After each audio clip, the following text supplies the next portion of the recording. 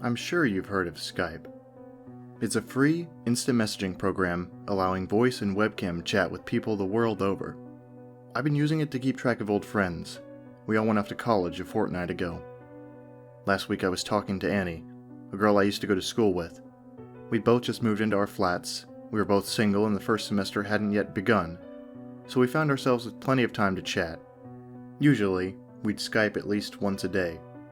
The stuff we talked about isn't hugely interesting. She'd bought new headphones. I'd watched The Princess Bride for the first time. It was just nice to have some familiar company amidst a time of such great upheaval, you know? Anyway, it was a Tuesday morning. I'd been out clubbing the previous night and was pretty groggy and hungover, but I was awoken by the plaintive buzzing of a Skype call. Cursing the fact that I left my laptop on and massaging my temples, I stumbled out of bed. Hello? My bleary eyes struggled to focus on the painfully bright monitor before me. Annie was, of course, dressed, made up, and grinning, sporting her new headphones. She gave a cheery wave, to which I responded with a half smile. "Well, aren't you the life of the party this morning?" she teased. "You should have seen me last night. My dance moves put the whole club to shame." "Big fish, little fish doesn't impress anyone. Hey, don't you have an introduction meeting with your tutor today?" I glanced at my calendar, but the ink refused to stop squirming on the page. I assumed she was right, but even the small amount of sunlight that seeped into my gloomy domain under the curtains was eye-watering. "Yeah, fuck that," I groaned. "What about you? What are you doing today?"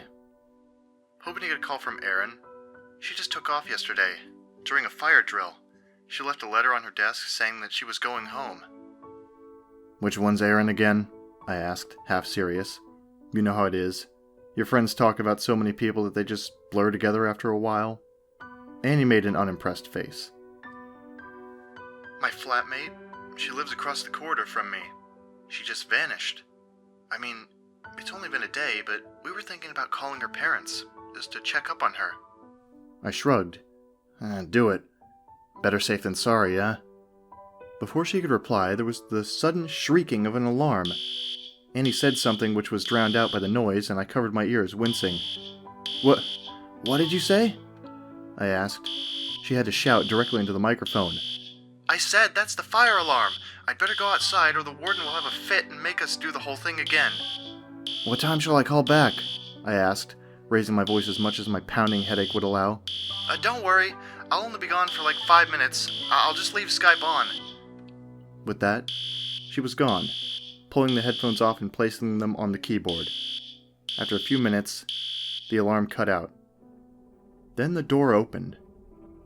It wasn't Annie, though. It was wearing a blue, paint-stained boiler suit, a beanie-style hat, and a mask made from the bleached skull of some kind of goat or sheep. My eyes were drawn to its hand, however. A rubber glove wrapped around a hook. The kind you see behind the counter in butcher's shops. For a few seconds I just sat there, numbly wondering if this was Annie playing some kind of creepy joke on me. Then I snapped into action. "What the fuck do you think you're doing?" I yelled. "Who are you?" There was no response from the figure. It couldn't hear me. The headphones were still plugged into Annie's laptop. Instead, it simply stood there, taking in the room. 10 seconds later, it began to approach the desk. I fumbled for my phone. I had to warn Annie. I selected her number from the speed dial, not taking my eyes off the figure on screen. It was peering intently into the camera, eyes glittering behind empty sockets. Dialing tone. Click. Ringing. The masked figure rose. Then, slowly and deliberately, it reached its free hand off camera. I squinted against the pixelated image and then my heart sank. It was holding Annie's phone. She'd left it on her desk.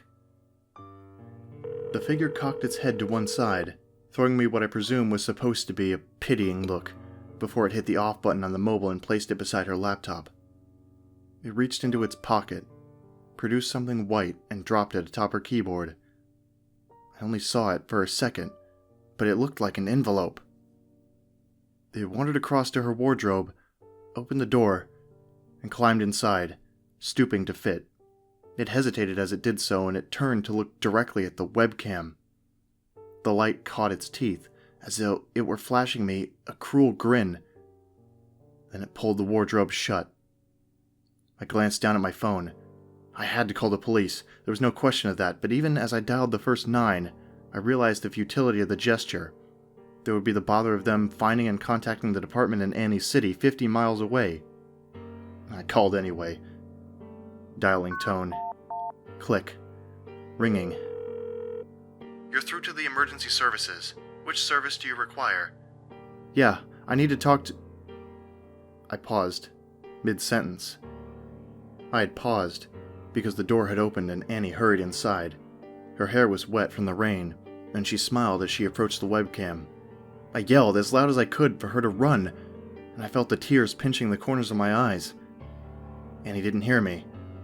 She sat down, picked up the headphones, and began to adjust the strap length. Over her shoulder, the wardrobe door stirred.